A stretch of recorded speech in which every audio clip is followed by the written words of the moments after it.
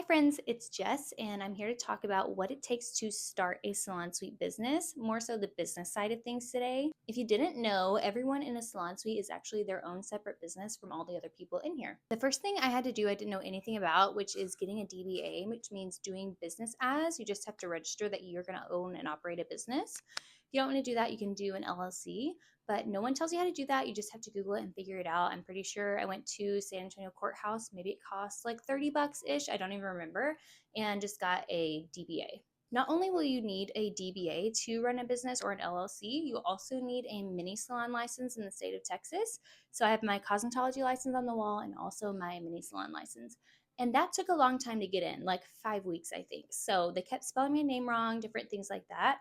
Just plan for things to not go as expected and have a lot of patience because there's a lot of hoops to jump through to start a business. Another super important thing to do before you open a suite is to open a business bank account that is separate from your personal finances. I'm thankful that I did this. I know girls that have tried to do it later on, and it's fine. It's all mixed up in your personal finances, and trying to separate it out after the fact is harder. So just start from the beginning, opening a business bank account. I went with Chase and it's been great. Along with having a separate bank account, you need a card that you use for all of your business purchases, and you need to keep all of those receipts for taxes. Possibly one of the most important things whenever you're getting started is knowing how to do your taxes. You can figure out how to do your taxes on your own. You can hire a CPA to do them for you.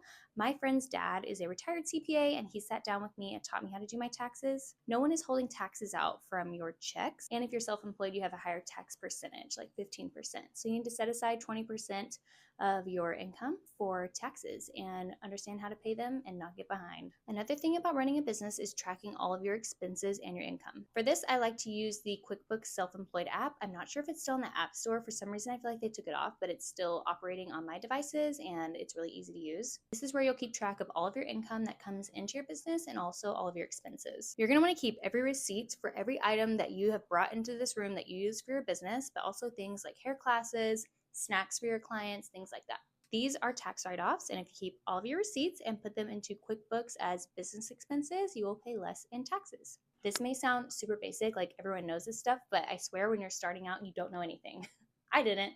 One thing I didn't do that I wish I would have is to have a separate email just for my business. I just used one of the emails that I had, and it's not a huge deal, but I wish it was all separated out to where all of my stuff for hair, which isn't much, went to one email that's just for my business. Last but not least, you need a booking app or some way to keep track of all of your appointments. I personally like Square Appointments. I downloaded Gloss Genius and Vagaro and things like that. Square Appointments is just the most clean looking to me and makes the most sense in my brain. Also, it's tried and true. There's tons of businesses that use Square, so I really like it. It's really simple, but you need a way to keep track of your clients' names, numbers, appointments, color formulas, things like that. Square is pretty basic, I'm not going to lie, but I really like that about it. But you can just get one of these card readers, like a tap one or a swipe one, and check your clients out through Square, and it's really easy. There's some stylists out there still doing a pen and paper, and that works for them. So find out what works for you and do that. Let me know what other questions you guys have about the business side of suite rental. Not that I know everything, but I know some things, and I'm happy to answer any questions.